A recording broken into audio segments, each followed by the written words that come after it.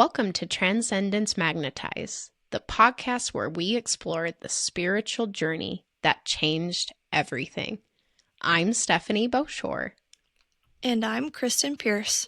We're here to share a real, raw story, a story of challenge, change, and a profound awakening. Over the next several episodes, we're going to break down one pivotal story from our life, month by month.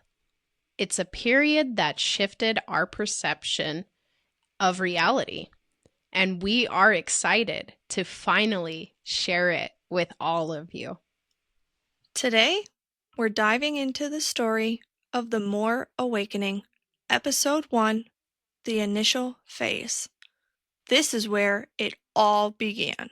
The moment the quiet hum of the universe started to get a lot louder. To understand where this story begins, you need to know who we are. It all started for me in May of 2024 with Blue-Eyed Fawx Tarot. I am an intuitive ability coach, and my passion is focused on realigning lives to a brighter tomorrow. More than just a psychic, I translate the language of your spirit into clear direction, using my intuition, clairvoyance, divination, and also offerings in spiritual readings. I decode the subconscious into conscious messages, helping you gain clarity on your life's purpose, uncovering untapped potential, and embrace the future with confidence. And for me, I was building my own spiritual business, Soulful Light Insight, diving into energy healing. I facilitate self-healing by helping people reconnect to their own divine source, inner wisdom, and natural energy flow. With my master's in Reiki, I am able to also intuitively guide stuck and stagnant energy while healing energies into a greater light. We were both so consumed with our separate empires in the spiritual space that we rarely took time to connect on a deeper level. That is a perfect way to put it. We were both on our own paths, driven by our own individual callings.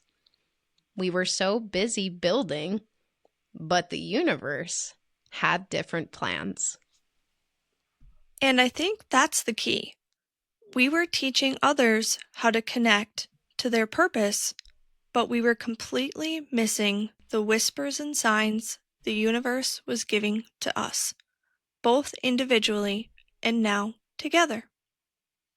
Now that you know a little more about us, now it is time to get into the good, deep, and eye-opening moment that brought us together. Let the transmission begin.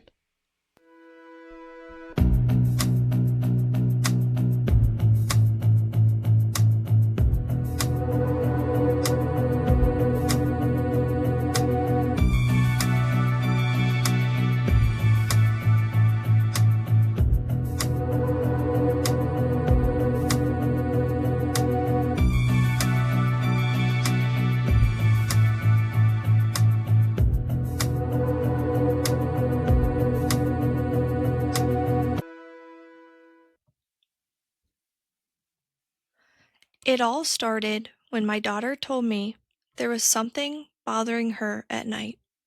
She described it so vividly. I thought she had been watching a scary movie, but something felt off. So I decided to tap in to see what I could find out, and then I heard a voice. It was a masculine voice, and the first thing it said was, "So now you can hear me." And then it started to laugh. After that, I knew exactly who I needed to call. My mind was reeling from the events, but I had one clear thought. My daughter asking me, "Mom, do you remember your friend? Will you call her?"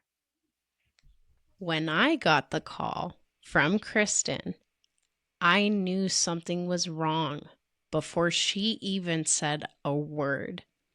She just said, "Aspen needs you." And I started tuning into Aspen's energy to figure out what was happening. I felt it when you tuned in. It was an instant sense of relief, but also this overwhelming energy. You started to see it from afar, this dark energy trailing at the end of the hallway. I remember the way my daughter described it to me, and yet I hadn't even mentioned it to Steph. The moment Steph started describing it, the hairs on my arms stood up. This is where it gets surreal for me. While Kristin was having this experience, I was feeling it too. An intense negative energy just suddenly appeared in my awareness. I got this feeling of irritability from it, and we both, in our own minds, heard a voice. It was blunt, yet crystal clear, stating, "I don't want you to have a voice." The spiritual world had just slammed right into the physical world. I felt this immense energy, and it was trying to hide itself, but the impact had already happened. It hit the newest object in my life, a fragile crystal bottle I had just received from Steph. Its purpose was to help balance my throat chakra energy. The thing is, the bottle was still untouched, pristine, wrapped up inside the shipping box. I hadn't even taken it out yet. At that moment, I knew this was not an accident. This was a targeted, energetic attack. It was a battle, and we were both in it, even though we were states away. I knew we had to fight back. We had to. This was not my first situation like this, so I knew exactly what to do. That's when I took one of my guide's advice.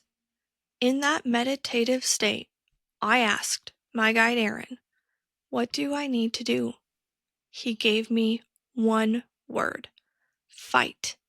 And then he added, "Do not be gentle." That was all we needed.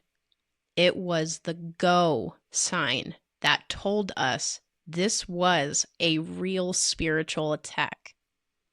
It wasn't about being gentle or submissive, like I've done in the past. It was about standing in our power together. And so we faced it. A strong, displaced energy trying to smother our light and Kristin's home. I could feel it trying to push me away, but I pushed back. I said a prayer to God to pull the energy out of the home. Vocalizing it is no longer welcome. The sudden energy shift was intense. We both witnessed this energy not giving up. It wanted to fight, but we were not backing down, not even close. After that initial asking to God, I felt a calling to ask for more assistance. Hearing it mouth off to us, I spoke through telepathy to it. No, not today. I began to pray again, but this time I asked for angels to come and assist us. As it still strengthened itself to fight back, we kept fighting harder. Then, in my mind's eye, I saw a series of bright lights. These were angels, stepping in as an answer to Steph's prayer. As soon as they came in, the energy started to feel lighter, but it was still resisting. A part of me knew we were not done yet. I could feel that resistance too. I knew the energy was trying to cling to what it could. I had to push harder. I was listening to Kristin's guide, Aaron. Fight. Do not be gentle. I was now commanding his energy to stand down. With the assistance of our guides, a new approach was clear. I realized I didn't have to fight it with just pure force. I could utilize the tools they were telling me. I insisted, we are not fighting you. We are transcending you. That was the final push. I illuminated the understanding that sometimes hurt people, and I watched a sweep of understandings finally come across his face. At that moment, the room felt lighter. The battle was over, and he vanished with the angels. At least, that's what we thought.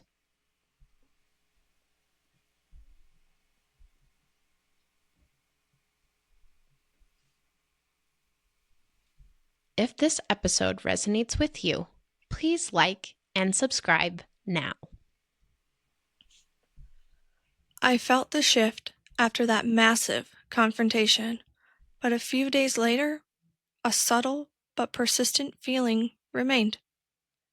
It was different.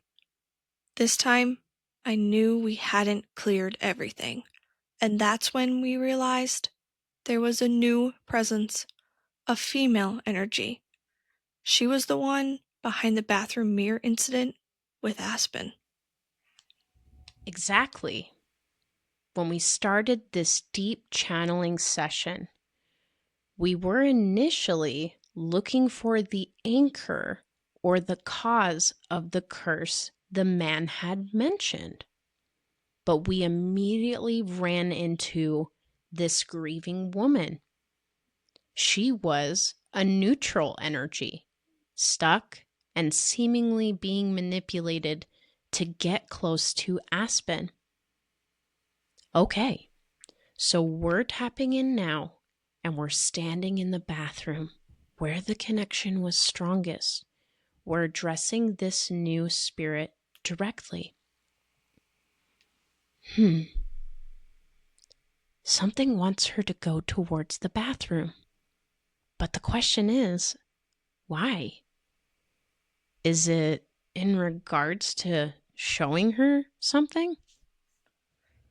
Yeah, Oh, okay. Is it a spiritual opening? yes, Does it have to do with the mirror? yes. Bathroom mirror. Something about that. What is that called? I'm totally forgetting. It's not coming to me. Like mirror spiritual watching? Self-reflection. Something about self-reflection too. But Also, there's a specific name for it. What is it called? What is it called when you dimensional plane through a mirror? That was the confirmation. Aspen wasn't just imagining things, she was remote viewing herself. The mirror was an unintended spiritual conduit. We pressed the female spirit on why she was there and why she was using Aspen. What is your name? Isabella. Okay. Why are you talking to Aspen? Why are you trying to connect with her? I miss my children. Oh. Is it because you feel a loving presence of divine spirit in this household through Kristin and Aspen? Yes. Okay. Now I have to ask, are you originally from here? No. Can we help you and your husband transcend into the light even without your children present? So sad. Don't know how. We learned Isabella died tragically and was separated from her children. Her husband was also in the home currently, but he was staying out of the way of the other energies near Kristin's bedroom closet. We offered help to settle Isabella and her husband's soul, but she felt held back. Isabella admitted to aiding the dark presence in a moment of vulnerability, feeling scared of what she called the man. Hey, and did you say yes to helping him at all? I need you to be honest with me, okay? I know it's really hard, but I need you to be honest. Yes. What did you do to Aspen? Called her in the bathroom? You were kind of a channeling voice for this man. And why did you listen to him? Did he threaten you? Scary. But yeah, scary. This confirmed that the original man was still manipulating things. Even when we fought him away before, this reminded us we needed to find the original curse, which the woman described as an item of craft, anchored deep in the ground outside the house, dating back to the 1700s. Isabella quickly dismissed her presence and vanished. Then immediately, the man heightened his energy. This realization brought the energy of the original man back with incredible force. He shifted the overall energy so quickly, and before our eyes, we could see his full physical form for the first time. After many attempts to receive answers, he continued to stay verbally silent, while only trying to communicate intimidation through energy waves and visuals. What gives you the power that you're stronger than us? Source. What source? Source of energy from child. What's in it for you to take a child's energy Why are you taking her energy? For fun. Wow, you are desperate. Picking at a child, let alone seeking Isabella to do your bidding. This is not okay, and it needs to stop. No. You need to stand down now. You're weak, and you're picking at a woman's grief. I will walk these energies into the light, and I will put you in eternity of darkness if you do not listen. Now, tell me why you're holding onto this curse. At this moment, Steph started to get a vision of this energy as a little boy frolicking through fields. This was a turning point for the ammunition we needed in order to find his sensitivity for what he was needing in order to back down. Remember the little boy that you used to be? Frolicking through garden fields? I was not. Do you not see it? You are still that little boy. I know you know this. No, I am not. You were human. You actually had a heart for people. In fact, you were quite empathetic, weren't you? Was. I promise you don't have to carry all of this hate, all of this resentment. Do you understand? It's hurting you. Can't you see that it's hurting you? I would like to ask you, can we make a deal? Let's see. I recognize that if we were going to clear this for good, we had to go past the confrontation and heal the source of the curse based on the visions. If we helped him step back into his past self, he might finally give in and leave the household. I see you.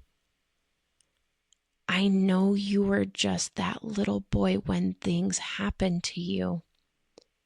I think you could feel that, and you knew that. I already knew that, didn't you? Yes. Yeah. I need you to talk to me on how you got this curse. What happened to you? I made a bad choice.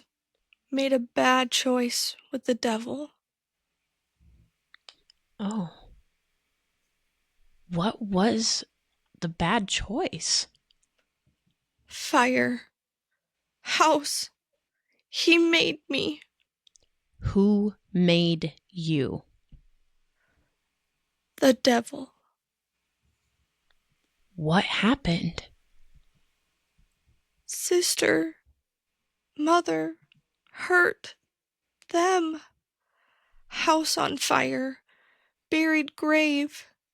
For sister. I'm sorry.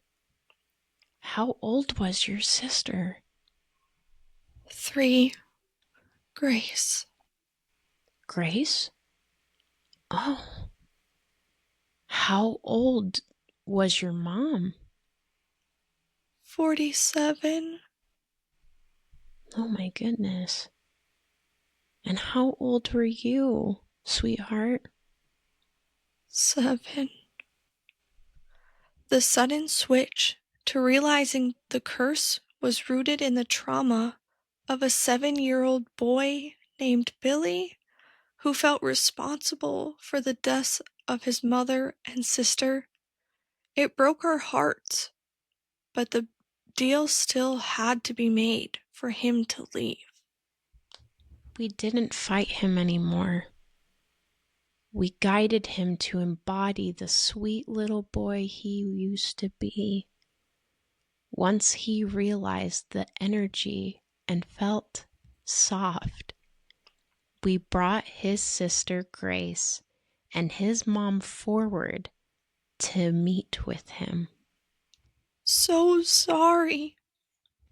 They embraced, and we assured him he was forgiven and loved by God.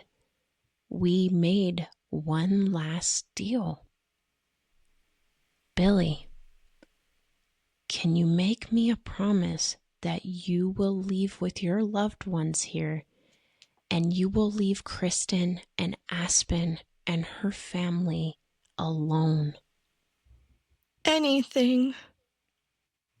We opened the portal, and Billy, Grace, and their mom walked into the light, guided by Archangel Michael and others. I see you. God always wins, sweetheart. God always wins. Nothing can touch you, but God can protect you. Okay? That's why I took the unusual approach. I needed him to feel how pure and beautiful his energy was before the trauma. I knew he was stuck because he missed his family. And once he saw their forgiveness, the devil's hold was broken. Both the grieving woman and Billy were finally free. After witnessing that release, knowing Billy and his family were finally in the light, the energy in the house was dramatically different. But even with the souls settled, we knew we had to check for the physical remnants of the curse. My homework was to check the closet and look for the signs of anything out of the ordinary. Little did we know, what we found was not in plain sight. The answers we got were profound. We learned that the energy was a soul that had lost his life on the land, a victim of something he wasn't supposed to be playing with. He was cursed to take people's voices and their lives. The anger was gone, and only sadness remained. We gave a blessing to his soul. We spoke to him directly, telling him he was free. We sent him white light and felt an incredible emotional release from him. We felt him cry through his energy. He said, "Thank you." The confirmation was powerful. They said collectively, "We appreciate you." In that moment, we understood our role wasn't just to fight the energy, it was to help a lost soul. They were gone after that. That's all for our transmission. This incredible experience set us on a new path, a path we're excited to share with you guys in the next several episodes. Does your story belong in our next transmission? We're looking for compelling accounts of intuition and premonition in the next future episodes. Submit your details via the description link below.